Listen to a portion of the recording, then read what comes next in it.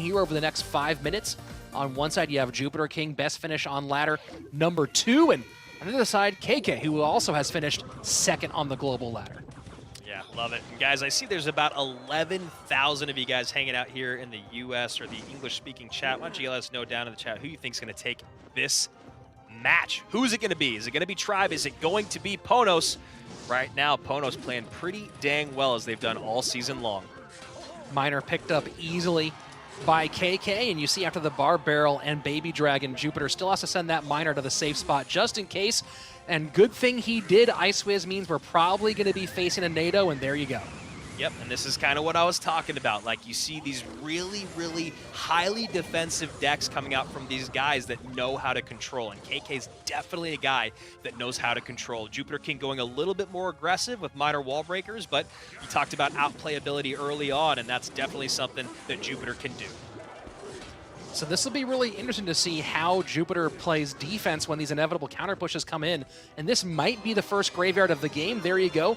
Played out to the right. Hunter high, Knight high, but nothing really to take off those skeletons in time. Log still allows a ton of damage through.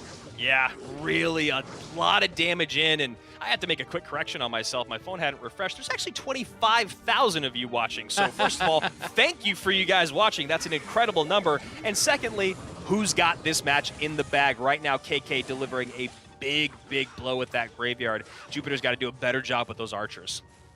This is a slightly better situation for JupiterKing on the defensive side of things than if KK was running arrows. But again, you have the tornado, barb hut for the building here. Very interesting choice out of KK, rather than going with the bomb tower or goblin cage.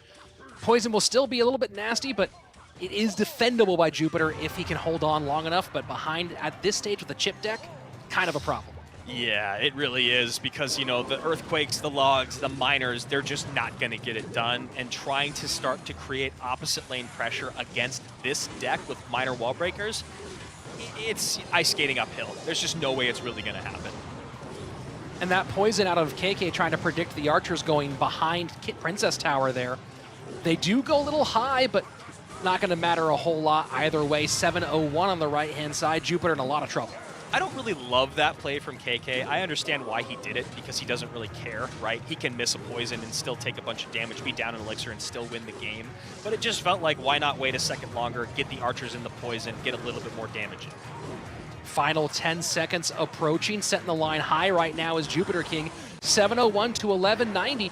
Very quietly, JupiterKing has chipped away on that left-hand tower.